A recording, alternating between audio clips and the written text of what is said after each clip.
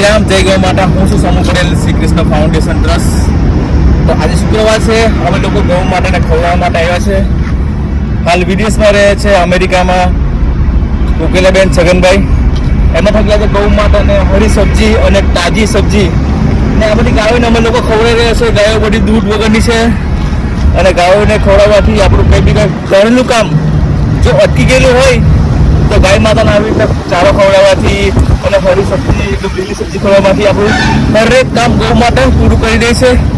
એવી જ રીતે આ પરિવારને ગૌ માતા એકદમ નિરોગી રાખે અને જીવનમાં કંઈ પણ તકલીફ ના આવે અને સુખી રાખે. એમનો ખૂબ ખૂબ આભાર. હરેક સમયે અમને ગૌ માતાને આવી રીતે સેવા આપે છે એ લોકો અને હરેક ગૌ માતાને દવા હરેક વસ્તુમાં સપોર્ટ કરે છે.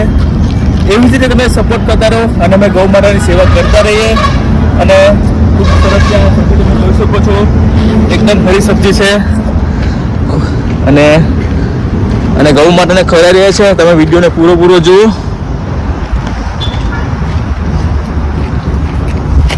લે લે લે લે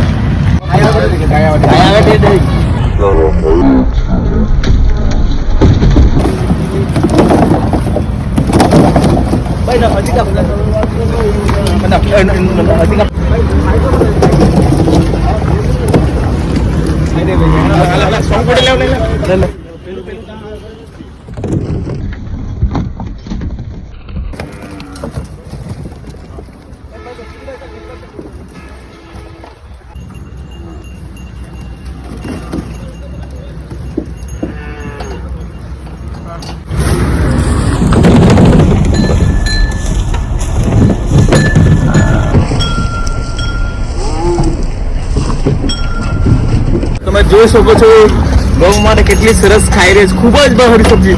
આપણે કેમ ડેલી એક વસ્તુ ખાય, ચારો તો ખાય જ છે. તેવી જ રીતે આ લોકોને બી નવું ખાવાની ઈચ્છા થાય છે. અમે પૂર્ણ કરે છે હરેક ગૌ માતાની.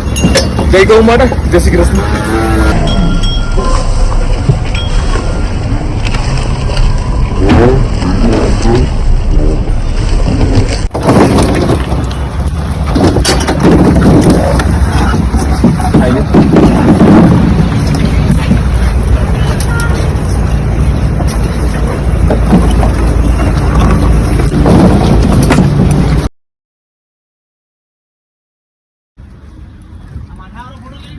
કેટલું સરસ લાગે છે ગૌ માતાને ખવડાવવાથી. અમે તો ખૂબ જ ભાગ્યશાળી છે કે ગૌ માતાની સેવા કરીએ છીએ. અને તમે પણ આ સેવામાં જોડવા માંગો છો તો જોડાજો અમારી સાથે. ખૂબ જ 7 પેઢી સુધી આ કાર્ય આપણી સાથે ચાલશે ગૌ માતાનું. એવી જ હું તમારી પાસે એક આશા રાખું છું. અને ગાયની સેવા તો કરવું જ જોઈએ, કેમ કૃષ્ણ ભગવાને પણ કરી છે અને ગાય આપણને દૂધ પીડાવે છે. આપણે નાના હતા ત્યારે એનું રૂલ આપણે મૂળાને વાળવાનું છે. જય ગૌ માતા, જય શ્રી કૃષ્ણ. અમારું શ્રી કૃષ્ણ ફાઉન્ડેશન 265 દિવસ ગૌ માતાની સેવા કરે છે. તો અમારા વિડીયોને શેર કરો અને તમારું રૂપિયા મોકલો, જેથી કરી આ ગૌ માતાને એક તમે કાર્યમાં જોઈ શકો. જય ગૌ માતા, જય શ્રી કૃષ્ણ. આ પરિવાર થકી 150 જેટલી ગાયોને ખવડાવવાનું આવ્યું છે. અને કોકિલાબેન છગનભાઈ, તમારો ખૂબ ખૂબ આભાર. જેવો કે ગાયોને આજે ખવડાવવા માટે તમે સપોર્ટ કર્યો છે. તમારા પરિવાર અને તમારા સહકુટુંબને ગૌ માતા સુખી રાખે છે અને ચારો પણ ખવડાવી જાય છે. અને તમે જોઈ શકો છો ચારો પણ ખાય છે મસ્ત. તમને કહું છે ગાય માટે સ્પર્શ કરવાથી જ આપણે અમુક જેટલા રોગ તો મીટી જાય છે. અને ગૌ માટે કેન્સર રોગને પણ મિટાઈ દે છે. એવી અમારતાઓનો વાસ છે આની અંદર. આજે હાલમાં કેવું અમારા સેવા કરવા કેવું લાગ્યું તમને? આપણે તો જ્યારે પણ સોમ પટેલનો ફોન આવે એટલે મોસ્ટ ઓફ ધ ટાઈમ હોય એટલે નીકળી આવીએ છીએ અને બહુ પ્રાઉડ ફીલ થાય છે. મારા પરમ મિત્ર ભાઈન પટેલ પણ ઘણીવાર મારી સાથે આવ્યા છે અને આવું ધર્મનું કાર્ય કહી તો પણ ચાલે અને સેવાનું કાર્ય કહી તો પણ ચાલે. સોમ પટેલ બહુ જ પ્રાઉડ ફીલ થાય છે. ગાયની સેવા કૃષ્ણ ભગવાનને કરી, આપણે માણસ છીએ તો ગાયની સેવા કેમ નહીં કરીએ આપણે? ને ગાય એક એવું કહે છે ને, ગાય એક એવું વસ્તુ છે, ગાયને સ્પર્શ કરવાથી અમુક રોગ મિટી જાય છે. અને અમારા શરણોમાં ગાય માતા છે, તમને બહુ ભાગ્યશાળી છે. આવા લાભ તો કહે છે ને કરોડોમાંથી અમુક વ્યક્તિને જ મળે છે. અને આશીર્વાદ બી કૃષ્ણ ભગવાન એમની પાસે રહે છે. તો આવા ખૂબ સરસ. ભાઈ તમારે કંઈ કેવું છે? મારે કશું કેવું નથી. આવી જ રીતે સમુભાઈ ગૌમાતાની સેવા કરતા રહે અને આગળ વધતા રહે પ્રભુને. આજે આપણે વિડીયોમાં નિહાળી રહ્યા છે લીલી શાકભાજી અમે બિલીમોરાથી લાવ્યા.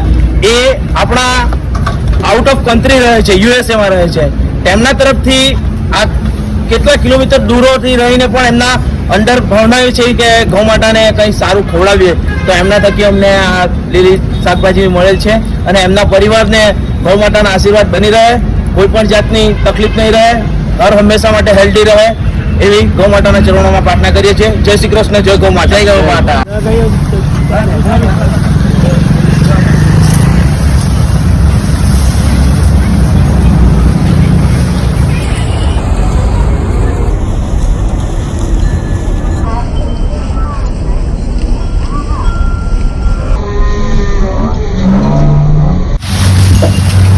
ગૌ માતાને ચારો તમે જોઈ શકો છો. ચલો જય શ્રી કૃષ્ણ.